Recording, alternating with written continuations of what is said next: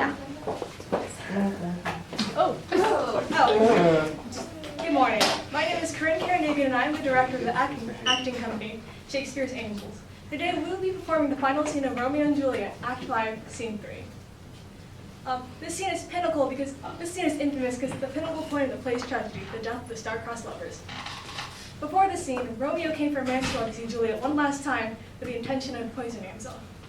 Friar Lawrence is worried when he finds out his plan has failed and must retrieve Juliet before her family finds her waking from her death.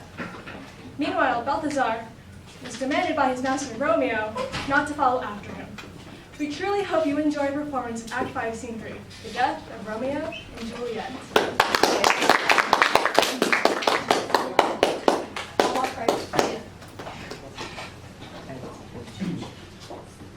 Wait, which light do you want on? None of them? Okay.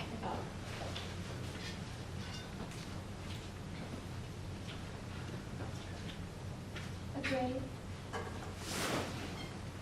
Oh no, a lantern, a slaughtered youth. For here lies Juliet, and her beauty makes this vault a feasting presence full of light. Death, lie thou there by a dead man interred. How oft when men are at the point of death have they been married? The shipkeepers call a lightning before death. Oh, how may I call this a lightning? Oh, my love, my wife, death that hath sucked the honey of thy breath hath had no power yet upon thy beauty. Thou art not conquered. Beauty's ensign yet is crimson in thy lips and in thy cheeks, and death's pale flag is on against thee. Tybalt, liest thou there in thy bloody sheet? Oh, what more could I do to thee than with the hand that cut thy youth in twain, to sunder his that was thine enemy? Forgive me, cousin. Ah, dear Juliet, art thou yet so fair? Shall I believe that unsubstantial death is amorous, and that the lean abhorred monster keeps thee here in the dark to be his paramour? For fear of that, will I stay with thee, and never from this pallet of doom night depart again? Here will I remain, with worms that are thy chambermaids. Here will I set up my everlasting rest, and shake the yoke from these inauspicious stars from visible buried flesh. Eyes, look your last. Arms, take your last embrace. And lips, will you the doors of breath seal with a righteous kiss that take us back into engrossing death. Come, bitter conduct, come, unsavory guide, thou desperate pilot, now at once run on the rocks thy seasick weary bark. Here's to my love.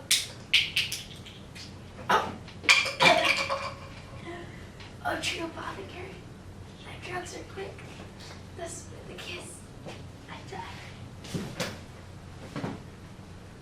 St. Francis be my speed. How oft tonight have my old feet stumbled at graves? Who's there?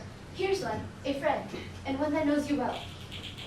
Bliss be upon you. Tell me, good my friend, what torch is yon that made me lend his light to grubs and honest holes? As I discern, it burneth in the couple's monument. Is that so, holy sir? And there's thy master, one that you love. Who is it? Romeo. How long hath he been there? Full, half an hour. Go with me to the vault. I dare not, sir. My master knows not, but I am gone hence, and fearfully did menace me with death if I did stay to look. Stay then, for I'll go alone. Fear comes upon me. Oh, much I fear some ill, unthrifty thing. As I did sleep under this yew tree, I dreamt my master in another plot, and then my master slew him. Romeo! Alack, alack, what blood is this which stains the stony entrance of the sepulchre? What mean these masterless and gory swords till I discolored by this place of peace? Romeo! Oh, pale and steeped in blood! Ah, what an unkind hour is guilty of this lamentable chance! The lady stirs. Oh, comfortable friar, where is my lord? I do remember well where I should be, and there I am. Where is my Romeo? I hear some noise. Lady, come from that nest of death, contagion, and unnatural sleep. A greater power than we can contradict has thwarted our intents. Come away. Thy husband there lies dead. Romeo! Come, I'll dispose of thee amongst the sisterhood of holy nuns. Stay not to question, for the watch is coming. Come, go, good Juliet, I dare no longer stay. Go, get thee hence, for I will not obey. Romeo? Romeo! A cup, close to my true love's hand. Poison I see, hath been his timeless end.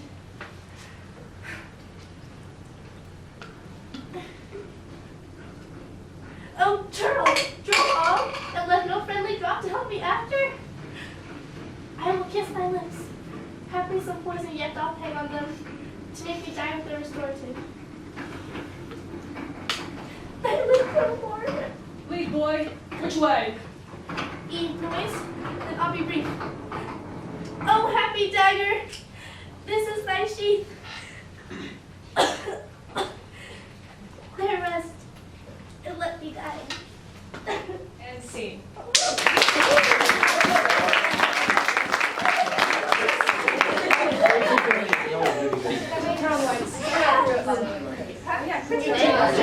No, that's why it was in my hand. I accidentally dropped it. I was like, oh, it's one in her hand.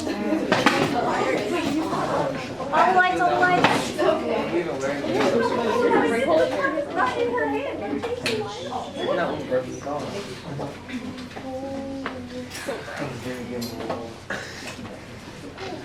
So in playing the dramaturg's role, my group and I have learned a few things that have aided our performance.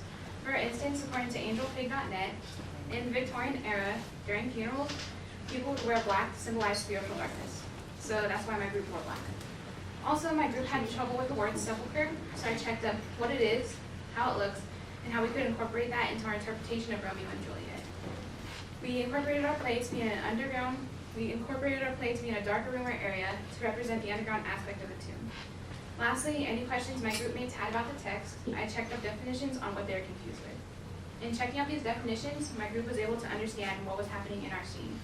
And from doing this, able to understand how they should say their lines and what they should be doing while saying them.